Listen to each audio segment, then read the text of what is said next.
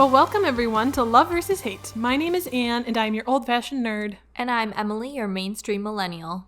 And on this podcast, Emily and I like to debate and argue about all the things in life that we love and hate. And I'm really excited about this one. Yeah, because it's going to be a head-to-head Whoop, whoop. showdown, nerd versus millennial. Dun, dun, dun, dun, dun, dun, dun, dun, dun, Ew. dun, dun, Ew. dun. Okay, well, anyway, we are doing our classic head-to-head competitions. And Emily, what are our four categories this time? Ooh, our four categories are winner from a competition show, podcaster, a child actor star, aka somebody who got famous acting while they were a child, and director. Yes, and I am feeling, not gonna lie, pretty confident actually this round. I feel like I'm gonna win. I feel confident in one of my four areas, but we'll see. I mean, I don't know.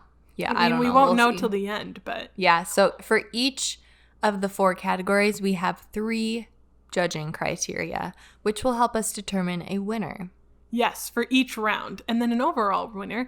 What if we tie? Well, then I'll win. The default is always Emily will win. See, this is how she cheats people, I'm telling you. Actually, you know what? If we have a tie, I think our listeners should choose. So we're going to put out a poll for our head-to-heads on our social, and you guys can vote for who you think should win. So if there's a tie, we'll leave it to the listeners. Yes. So yeah, you can check it out on our Instagram story at Love vs. Hate Podcast. Yes. So should we just jump right in, Emily? Let's just go for it. I think so. I'm very eager to get started. Me too. Okay. So the first category is winner from a competition show. And do you want to start it off? Yes. So my winner, do you want to guess, Emily, what show maybe I picked or? Oh, okay. I mean, the only show that I am thinking of is Survivor, just because we've talked about it so much recently. But I also feel like you wouldn't be able to win with a Survivor winner. Yeah, when we were originally talking about it, I thought Survivor just because it was on my head, the top of my head, like you were saying. But then I was like, I should pick someone else. So I ended up going with Jeopardy. Oh.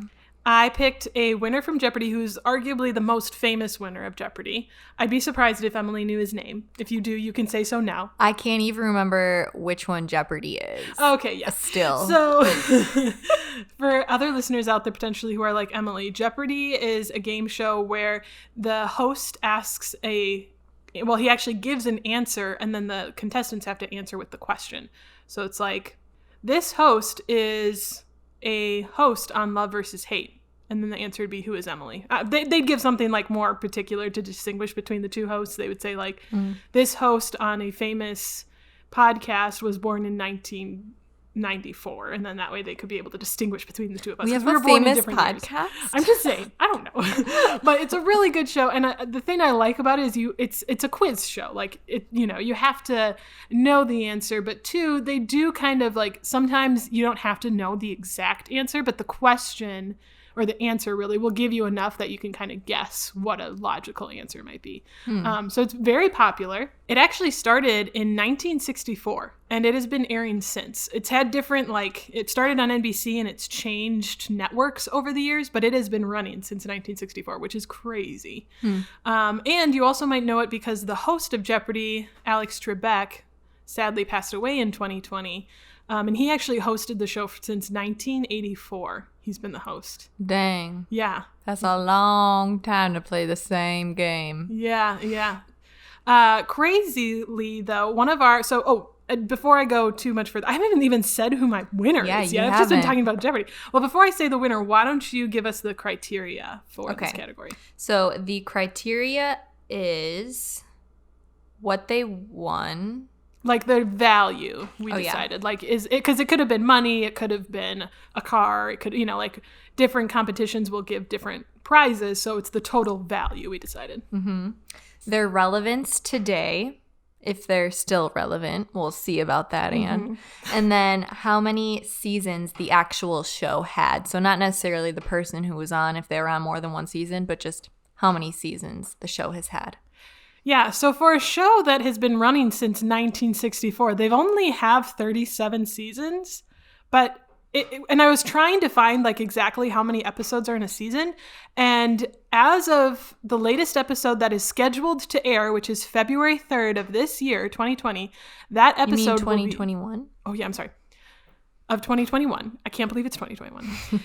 That episode is going to be the 93rd of the 37th season. So there's a lot of episodes in a season, but there's 37. That's the current season they're on. And my winner, by the way, is Ken Jennings. So Ken is known Never as... heard of him. I know, Emily, I know. He's kind of known actually as one of the greatest Jeopardy players of all time, if not the greatest.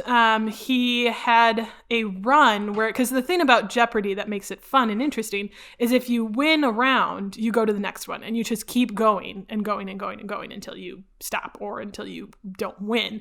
And there's 3 contestants each game. And so Ken just kept winning, and he ended up winning 75 games in a row. And his total amount ended up being $2,522,700 in that 75 game run. Sheesh. Yeah. I don't think I've ever actually seen any episodes of Jeopardy. Like, whenever you say this, all I'm thinking of is Wheel of Fortune, because there's 3 people. No. That's not it. It's blue. There's a lot of blue usually. That's like their logo. Jeopardy's blue. Emily, we'll watch an episode. It's really good. It's like a family classic for us. Like, it airs at 4. And so we always, like, 4 o'clock rolls around and we're like, hey, turn on Jeopardy. Like, It was, like, very common to watch in my family. So I actually remember as a kid watching Ken Jennings games. Like, I actually watched, I didn't watch all of them, but I remember him being on and like, that guy won again? Oh my goodness. Like, I remember that very specifically. And he actually, that was his original run. He won 75 episodes, but he actually continued to appear on the show, and they did different tournaments and stuff like that he would end up winning. So his grand total of all time winnings over the course of the entire show is over $4 million. Geez, Ken, save some for the rest of the people who want to play. Gosh. I know, right? It's insane. And like I said, he's considered one of the greatest players of all time. Him, and then there's actually another guy who technically won more money than him. And he was kind of a similar thing where he had a long original run where he ended up winning around like $2 million or something. And then he too was in tournaments and different things. And he actually won a little bit more money than Ken. So he's also known as one of the greatest of all time. And I actually looked it up. This guy's name was Brad Rutter. And I was really curious because I was like, what game shows actually, like, who's won the most money out of any game show ever? So I looked it up, and Ken and Brad both hold the highest. They're the number 1 and number 2 spot of any game show of all time, like winning the most winnings. Is that because they could just play for 75 games straight? Pretty much. So anyway, so that's Ken. In terms of relevance today, so unfortunately, like I said earlier, Alex Trebek very sadly passed in 2020. And so they've had a few like celebrity guests host it. And Ken has actually been hosting it for a while now. And I've watched a few of his. He's okay. He's okay as a host. It's okay, Ken. Nobody can fill Alex Trebek's shoes, but he's been doing good. So he is still relevant, in my opinion, to today. Like I said, he's the second top winner of any game show ever in terms of total money won. And then also, like I said, he is hosting Jeopardy currently, so that makes him kind of relevant. Just saying. I mean, I'm just saying this is the one that I'm gonna blow you out of the water with. Okay. Can you guess what show I am choosing? I mean, I feel like you might say The Bachelor, Bachelorette, but... Nope. Have I seen it? I don't know. Maybe. Is it new? It's possible. Is it popular? It's not new, no, but it's popular. Is it Wheel of Fortune? No, it's not a game show. Oh, I have no idea. Okay, so it's American Idol. Oh, yeah. That's a and good one. I chose Kelly Clarkson, the first American Idol winner. Ah, yes. From 2002. So if you don't know what American Idol is, it's a singing competition show where you sing. Yes. And I think the original 3 judges were Simon Cowell, Randy Jackson, and Paula Paula Abdul. For some reason, I felt like Paula Abdul was not her name. But yes, Paula Abdul were the judges. And basically, they go through an audition process. And then if they make it to Hollywood, then they go to the live audiences. And Kelly Clarkson won the whole thing the first season. So a little bit about the show. There's 19 seasons total. So it didn't beat 37. Mm-hmm. But, so yeah, you got me beat there. But I think the other two judging criteria, she's probably beat. I would definitely say she's more relevant. I mean, come on. Yeah, she's more relevant. She's got her own talk show called The Kelly Clarkson Show. She is a judge on The Voice, which I tried to look up how many seasons she's been on that so far, but it wasn't very clear to me, and I didn't want to do a ton of research. But at least like 4 seasons. I think she's won. Like her person has won 4 seasons, 3 or 4 seasons. And then she's won AMAs, she's won CMAs, she's won Grammys. She has 8 studio albums. She has one of my favorite Christmas songs, Underneath the Tree. And yeah, so that's a little bit about her relevance today. And then as far as what she won a recording contract, which in turn made her sell all these albums and win all these Grammys. So I guess if we're talking about value. Yes. And the first album she won a Grammy from. And she got a ton of awards from her first album. Do you know how much money she made from her first album? It says $1 to $3 million. So I mean, Ken's total was over 4 for his, but you know, I maybe will let you win it, I guess. I mean, that's a hard value to give, but I guess in terms of, and we don't know how much the recording contract was worth alone. Yeah. So I mean, in terms of how it launched her whole entire career, which made her very successful, I guess. Kelly wins this round, everyone. You can vote if you disagree, or you can vote if you agree. But according to the criteria, Kelly has beat out Ken. I keep thinking that you're going to say Ken Jeong. No, Ken Jennings. Ken Jennings. Yeah. Should have been Ken Jeong. Good try. I'm still, though, he's got the number 2 slot for most money made in a game show ever. So, you know, he still won big. Yeah, so. And I think this is where my winning streak may end for this episode. So I'm at least starting off the gate strong, but we'll see where it ends. So the next category is podcasters. Yes. And our judging criteria is what year they started their podcast, how many episodes they have, and the amount of ratings they have on Apple Podcast. Yes. It's not all about the ratings, though, but, you know, we had to get something that we could just physically point to. Yeah, we know the facts. Very true, very true. Emily, you probably don't even need to guess. You probably already know, or at least have a general idea of who I picked. Those dang McElroy boys. I've probably talked about them on the podcast before. Maybe listeners who are listening to this episode haven't listened to an episode about them now, but just so you know, they're like my favorite people ever, the McElroy brothers, Justin, Travis, and Griffin. I specifically want to talk about Justin McElroy. Okay, so I was going to say, are you choosing just one or are you choosing them all? Because that would be cheating if you chose them all. I knew that would be cheating, so I chose just one of the brothers, the oldest brother, Justin. So he is one of the 3 hosts on My Brother, and Me. That was the first podcast that they started. And I just absolutely love it. They get my kind of humor. They're really funny. They have a lot of good banter. They also just like provide a lot of good, like their humor is very, they kind of paint a picture and they'll kind of like just default into these little role play situations, which makes them really good for D&D, which they have a D&D podcast, The Adventure Zone. That's how we got introduced to them. Another one of my favorites. And they just, I don't know, their humor is hilarious. If you need something that's lighthearted, funny, there's a lot of pop culture that they talk about. I cannot recommend My Brother and Me enough. It's an advice show, so they just like go on the internet and look for like people who ask questions. Sometimes listeners send them questions that they'll respond to. They'll go to Yahoo Answers, to find these various questions that people have need for advice, and they just give advice, and it's absolutely hilarious, and I love it. The show started in 2010.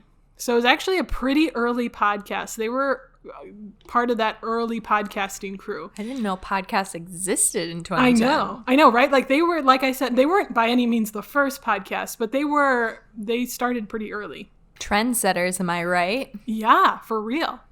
And they only had about 30 or 40 episodes before they actually got picked up by Maximum Fun, which Maximum Fun is a podcast like host site. And they were one of the early ones. And they have a lot of my favorites. They've got Judge John Hodgman. The Adventure Zone, of course, is on there. And Maximum Fun, just like I said, they host a lot of sites. And the McElroys, their podcast, I believe, was the fourth one to be picked up. It was one of the like early ones for Maximum Fun. So yeah, they're great. Can't recommend them enough. Like I said, they also have other podcasts, including The Adventure Zone. Justin does one with his wife, Sydney, who's a medical professional, and it's called Sawbones, and it's all about like medical history. I really like that one. I find that one really interesting. They also do Till Death Do Us Blart, which is a fun one. They only do it every Thanksgiving, but every Thanksgiving they'll watch Mall Cop 2 with Blart. What's Paul the guy? Blart. Paul Blart, yeah. And it's just kind of fun. What the heck? I know, it's so weird, random. but it's just fun. That's what the McElroy brothers are. They're kind of random, but I love them. And actually, one of my favorites, too, is Justin came up with this idea. He came up with the idea, and it's actually in my Bim Bam, which is an abbreviation for my brother and me. And he wanted to be on Trolls World Tour because his little girls were like really into the first Trolls. And he was like, do you think we're like big enough names that because like usually on, animated shows like that, they'll try and bring on just a like few celebrities to like kind of cameo as voice act, like because they need these little voices. So like, do you think we could like get on Trolls World Tour? Like, could we do it? Are we big enough? And so they dedicated a whole podcast, and it's like this little documentary podcast about them getting onto Trolls World Tour. Spoiler alert, they make it. They voice characters on the Trolls World Tour. Granted, I don't think any of them had any speaking lines. All of their characters just like were, grunts or whatever. I don't know. Like they weren't actual lines, but they're on there. So it's amazing. They're in the credits. So I cannot, again, express enough how much I love these people. Also, I just wanted to mention, before I will get into like the other criteria, I just wanted to mention that they've also had amazing guest celebrities. Like they are just mega nerds. This is the other reason I love them. Felicia Day, who helped found Geek and Sundry. She was on a last head-to-head or one of our past ones. She was on, she's an actress. So she was on our actor episode. She also is in Dr. Horrible's Sing-Along blog, which I'm going to make Emily watch one day because it's good. And it's short, so it's fine. John Hodgman, who's like the most mega nerd of all, is on their show. Also, Lin-Manuel Miranda guest appears on my Bim Bam. Wow. Lin-Manuel Miranda is a huge fan of my Bim Bam. He's like, he even is quoted, like somebody asked him like, oh, what's like a crazy inspiration that you had for like Hamilton? He's like, oh, probably my brother and me got snuck in there somewhere. I love those brothers. Like he kind of was a side comment, but it was like one of those weird inspirations that probably inspired Hamilton. And I was just like, oh my gosh, Lynn is the most amazing human ever. My Bim Bam inspired Hamilton. Yes, that's what he said. He said it. Also, Patrick Rothfuss, who is one of my favorite writers, like fantasy writers. Amazing people. They're all just nerds, and I just love my nerdom, as you know. So to get back to our criteria, they have, as of January 25th, 2021, as of that date, they have had 545 episodes. Their ratings on Apple Podcast, 26,401. That's it? I know. I'm so disappointed. I'm so disappointed in the entire fandom. I know. Have you left a review and rating for them? Yes, of course. Okay. I was going to say, you can't talk if you haven't done it. I know. I am disappointed, but That doesn't mean that they're not amazing and everyone loves them, because everyone does. Okay, and then, you said they started in 2010. Yeah. Okay. Yeah. I can't beat that. Like, I feel like I just shot myself in the foot by agreeing to when did they start and how many episodes, because obviously those two go hand in hand. Yeah, we didn't think about that. Oh, it's too late now, but next Too late now. Anne won that round. I don't even have to say mine, but I'm going to. Yeah, Are you ready? I want to know. Yeah, I do. Okay, so I don't listen to a ton of like huge podcasts, but the one that I do listen to, of course, Crime Junkies, Ashley Flowers. Yes, Ashley Flowers is my girl. Yes, I thought about actually going with Ashley just to make things, like different, because like I knew you would think I'd go with the McElroys, but then I was like, I bet Emily went with Ashley Flowers, so I better not. Yeah, so I went with Ashley Flowers, who's the host of Crime Junkies, which is the #1 crime podcast right now. Woo! Woo! Go Crime Junkies. And she's also the host of Supernatural, and she's also the host of Very Presidential. She's a busy girl. Yeah. So I just went with the start date of Crime Junkie because that's the first podcast that she started, which was December of 2017. So obviously my Bim Bam or whatever, those boys have like 7 years on her, which means that they also have hundreds of episodes on her. So Crime Junkie has 172 episodes as of today. Supernatural is 48 and Very Presidential is 15. So total is 235, not even close. Yeah, to 500. Justin or whatever. Yeah. McElroy. I can't believe I said it right. Say it right. I thought I was saying it wrong and then I said it right. Okay. I've been waiting forever for that. And then in terms of ratings though, kind of kills them, I bet. Yeah, 288,700 total. Yeah. Crime Junkie has 263,000 alone. Wow. Yeah. Yeah. I was very surprised by that number when I looked. I think it's because, no offense to the nerds out there, but they just like don't use they're not technically savvy, so they probably don't even know that there is a rating scale. Yeah, like I wouldn't be surprised if Crime Junkie did have more listeners, like on an average basis, but I really did want to know what their average listener base is for my Bim Bam, because it's definitely way higher than what their ratings might suggest. But which is a little unfortunate. I was disappointed in my nerds, but it's okay, I understand. But excellent choice, though. Ashley Flowers is a good podcaster. I'll just say a little something. If you guys don't know who Ashley Flowers is or have never listened to Crime Junkie, she just has like a super soothing voice, I feel like. And I just love listening to her speak.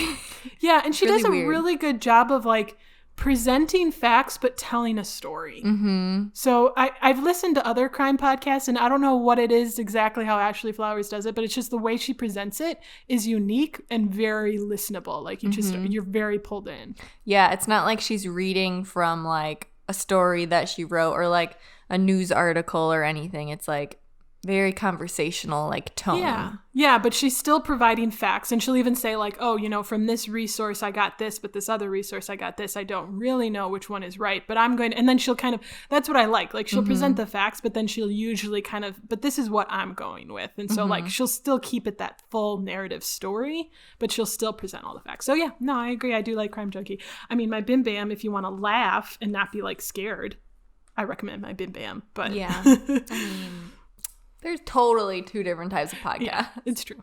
Okay, so Anne won that one. Whatever, we're tied now. We got 2 categories left. Yeah, and why don't you start us off with this one, Emily? Director. Ooh, okay. I will read the criteria. So our criteria for director is how many movies they've directed. Do they have other roles in the filmmaking industry? That's such as like writer, producer, actor, other roles. And then what is their overall net worth? Yeah, I probably shot myself in the foot with this one too based on my choice and the amount of movies he has, because he doesn't have many.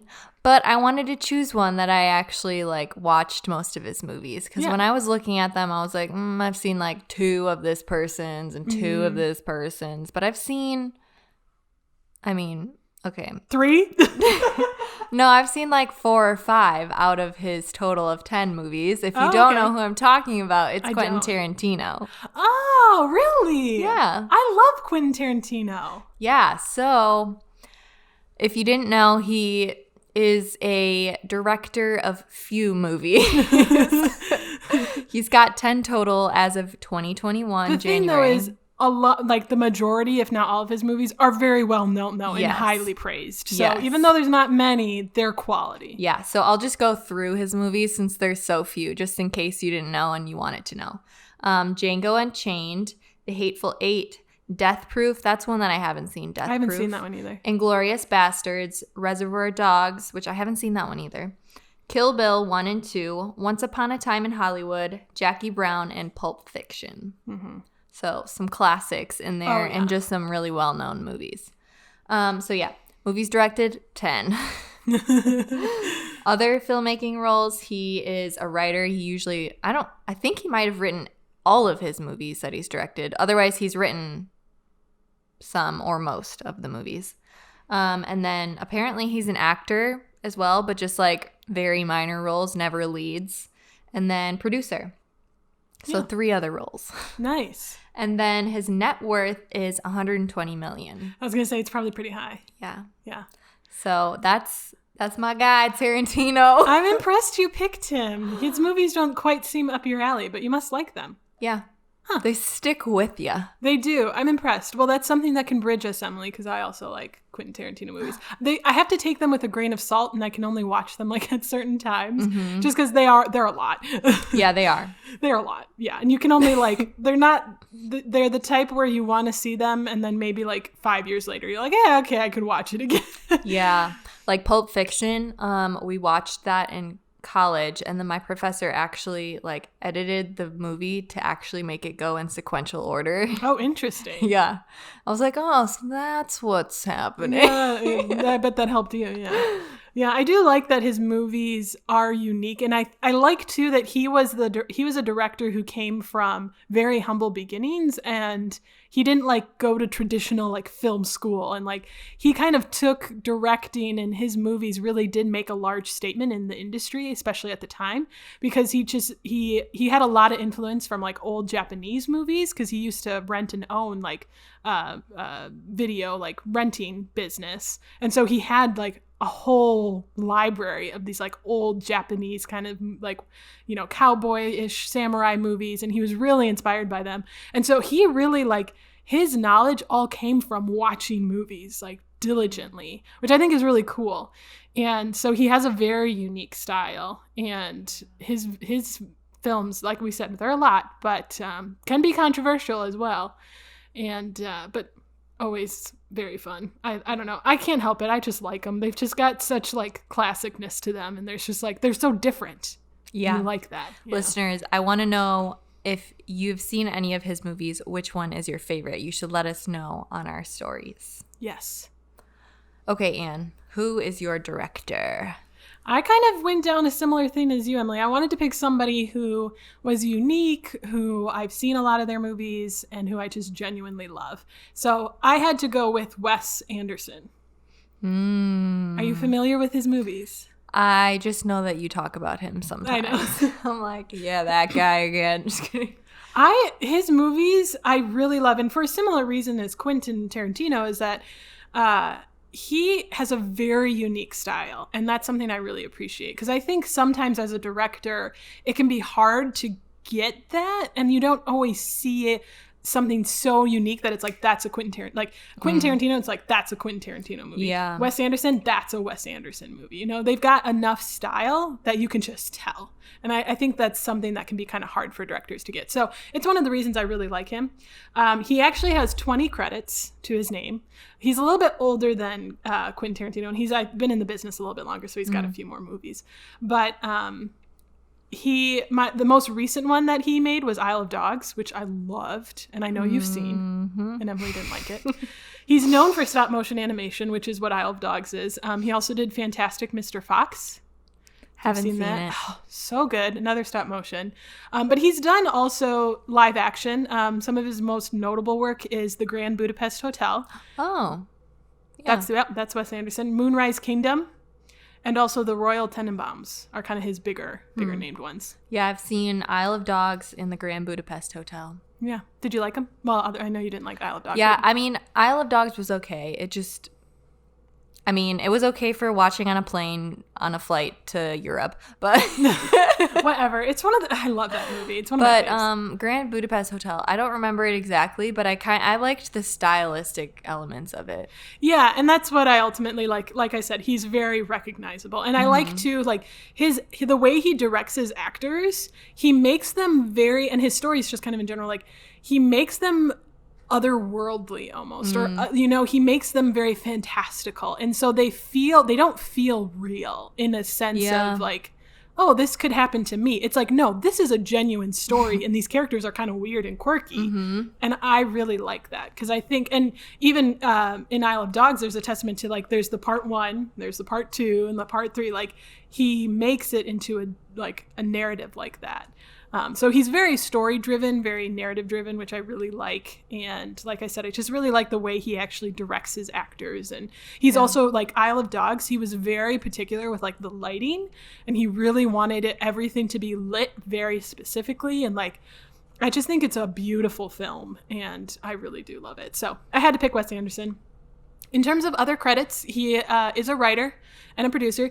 He has some acting. He had 3 acting credits. They were all voice acting, and they were very minor, so I don't know if I'd really count him as an actor. He also technically had a soundtrack credit, which I thought was funny. We won't count it, though, because he just wrote the song for Petey's song in Fantastic Mr. Fox, so I just thought it was a fun fact, more so than, like, I mean, you already won this one anyway. Well, I will say his net worth is only $50 million. What? Yeah. Okay, well then maybe I won. I mean, I have. Okay, wait. So how many credits are there? 4. Or like filmmaking roles? I just have 4? Technically 4. Okay, not including director? Not including director. Okay, so yeah, you won. Okay. If we remove the soundtrack and count director, it'd be 4. But that was the one iffy one. I was like, Listeners, it sounds like we may have a tie. Maybe Anne technically won, but let us know.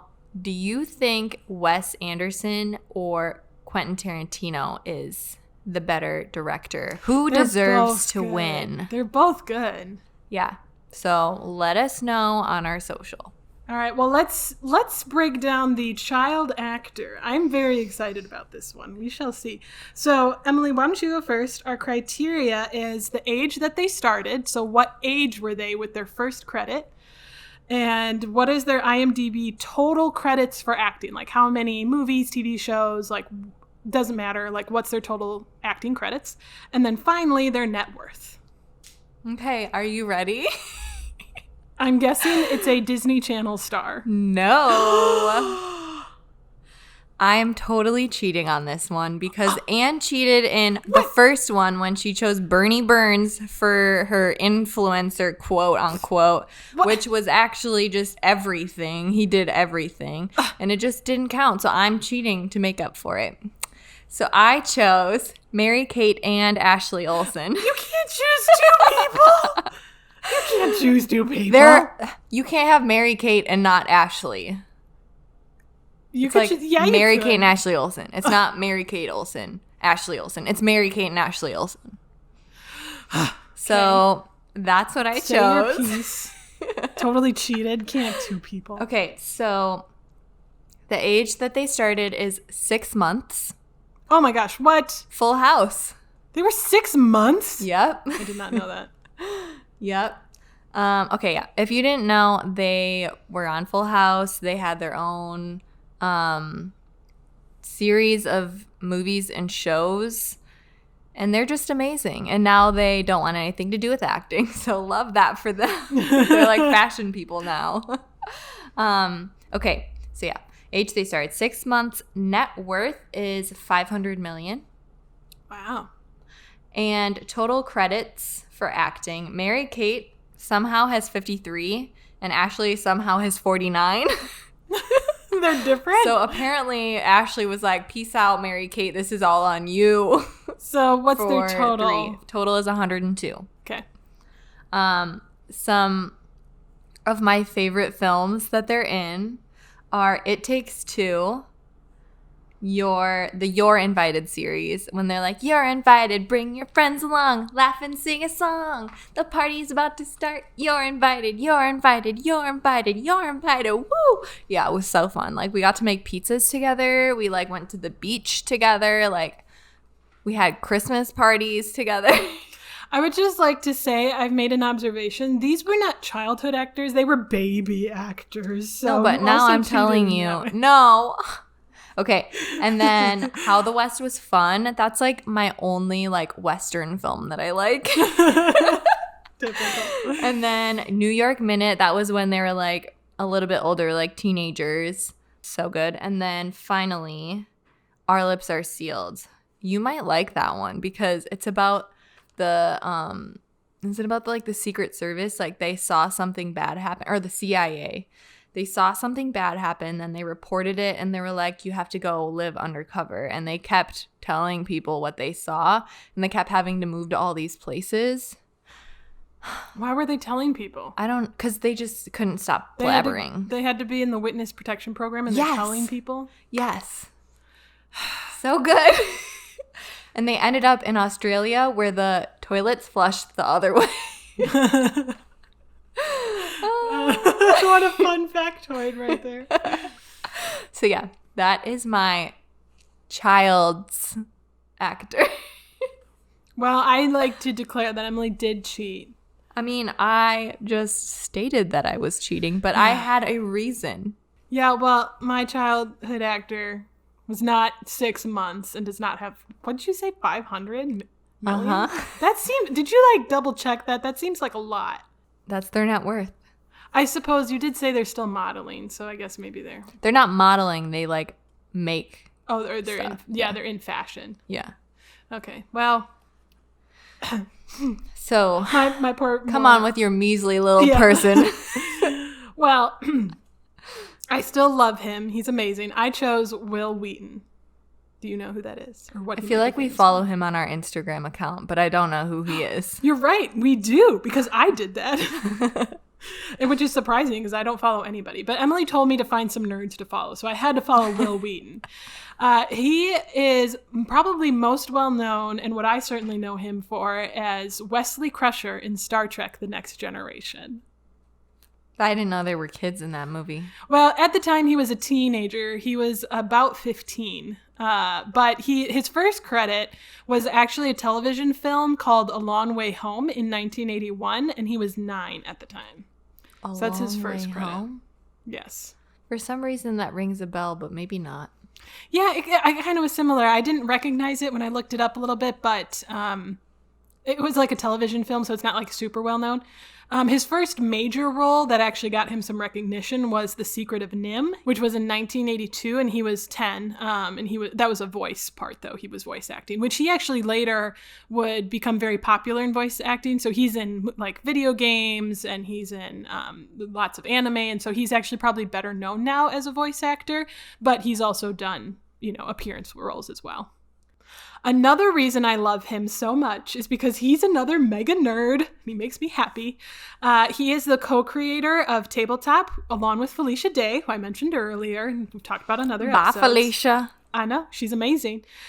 Which is also on Geek and Sundry. It was featured there. And he also has appeared on Critical Role. Another D&D reference. Another D&D game. So on Tabletop, though, it's, again, Tabletop and Critical Role were both featured on Geek and Sundry, so that's kind of how they have their in, and that's kind of how he knew them. And Tabletop, they just play tabletop games with, like, celebrities. And, of course, they're all kind of nerdy celebrities, so they've had people like Alan Tudyk, who you probably don't know. He's Wash on Firefly. Do you remember Wash? No. Nope. I remember Firefly, though. Freddie Wan. Nope. There's also been multiple Critical Role guests, including Marisha Ray and Laura Bailey and Travis Willingham. Don't know any of those names either, Emily. Andy Weir. I've mentioned him before. He's the writer of The Martian, the book that we talked about. That we gave away. Yes, we did. He was featured on Tabletop. Also, Patrick Rothfuss, who I mentioned earlier, was also a guest on Maybe. Like, this is what I love about nerds. Like, even in celebrity nerdom, All these mega nerds know They're each other. just so cliquey. I love it. Also, Seth Green, and you might know this name. I will be very impressed. Karen Gillan. No. Gillian Flynn, who wrote Gone Girl? No, she is, you'll probably know her best. She's a Marvel character. She's in Guardians of the Galaxy. She plays Nebula. Do you remember Nebula? She's the daughter. She's also the other daughter of the big bad purple guy. Come on, Emily. Nebula. It rings a bell. She's Gamora's sister. Nebula. Thanos' daughter. Nebula. She's blue with big black eyes. Okay. I will, to Emily's credit, she watched like all the Marvel movies like back to back in like the span of a week. So I understand when she's like struggles to remember people. Oh yeah, she's evil, right? Well, she's evil, but then maybe she kind like of turns turned good, out sort of. she wasn't. Yeah. But anyway, that's Karen Gillan. She's also featured on the show. So, like I said, Will Wheaton's just a mega nerd, and I love him for it. And he actually has a lot more acting credits. And these are just credits for him acting. So it's 132 is total. But he has appeared as himself in 87 credits, which I think is a lot. Like because that's the thing, like because of his fame with Star Trek, a lot of like the sort of pop sort of like shows like Family Guy and that sort of things, like they'll have him appear just as himself. And so he has made a lot of like guest appearances. And so he has over 87 credits for like appearing as himself, but also, as I said, 132 acting credits. His net worth, I mean, for how much he does and how amazing he is, it should be way more than it is, but his net worth is $500,000. What? Yeah, I don't know. He probably just gives it all away to charity because he's an amazing person and really super nice. That's like, but that's what it is. Crazy to me. I know, right? I was very surprised by that. I thought you were going to be like 500. No, just kidding. That's the twins. I know. So maybe, I mean, I was looking on celebritynetworth.com, so I don't know if like that was just misinformed, or maybe that's from like a couple years ago. I'm not sure. It could be more now, but either way, it's definitely not going to beat 500,000 or 500 million. 500 million. So, but yeah, but Will Wheaton, he's amazing and a mega nerd, and that's why I chose him. So it appears that we have a tie. Yeah, but you cheated. Yeah, but only because you cheated before. And also, technically, the director, I technically had more credits. Yeah, I know. Anderson, so we're tied. Yeah, but I also won director podcaster. And podcaster, and I won winner from competition cheated. Show. You cheated and child with actor child star. actor. I didn't cheat. Yes, you did. You chose two people. I just got even. Okay, well, listeners, you're going to have to choose your help. For us. We need your help. Did Emily cheat? Did I win? Did I use my resources and get even? Here's the thing, though. If you're a nerd out there and you know other nerds, you have to get them to like us, because every time we've ever had you guys choose, tends to be more millennials out there who choose Emily's side. And I know that my nerds are out there and agree with me, so. Yeah, nerds. Like, this is your time. Yes. To, like, all you have to do is just press a button. That's all you have to do. We won't tell anyone who you voted for. Like, we won't share it. We won't be like, oh, this person, he hates Emily because he voted for Anne. Like, we're not going to call you out. We're just going to, like, be really mad if you don't pick me. We just want it to be a fair battle. We just want to hear from you guys. We want, like, interaction with you guys. Yeah. We love interacting with you. Yeah. So don't be afraid to just, like, vote. Just click a button. That's all it takes. Let us know what you think. Get some finger exercise going on. Okay, I'll stop. But yes, please look at our polls. Let us know, because it's up to you guys at this point. I mean, I still think Emily cheated and that I won, but if she really wanted to get, I think I technically lost anyway with Bernie Burns. But anyway, it doesn't matter. It's in the past. We're looking to the future. We're looking to see who won. Yes. So, like we said, listeners, let us know. But Emily, what is your life lesson? My life lesson is to actually pay attention to who's directing the movie when you're watching movies. Because a lot of times we don't even know who's directing these movies. We only care about like the actual storyline or who's the main character, who's the main actor that I know of, because all I care about are names and like A-list Hollywood stars. But really, what would the movie be without the director? It's interesting how they really, I mean, in the industry, they are very well known, but they don't get the fame. Most don't. Some are celebrities. But in terms of the balance between like actors and directors, like actors have way more celebrity status. Mm-hmm. But directors really deserve it. Mm-hmm. Yeah, what about you, Anne? What's your life lesson? Honestly, there's only one option for me. It's that you gotta give my Bim Bam a try. Just listen to one episode. Just pick one. Doesn't matter which one. Just give it a try. If you hate it, that's fine. You don't have to love it, but give it a shot. And if anybody forgot what My Bim Bam stands for after all of our talking that we just did, it's my brother, and me. Thank you, Emily. Oh, see, sometimes you do care. See, we're bridging gaps here on this podcast. Yeah. You could have just let it go and thought, I could have just said, don't do it, don't waste your time. Yeah, but no, you actually, that's so sweet of you. Aww.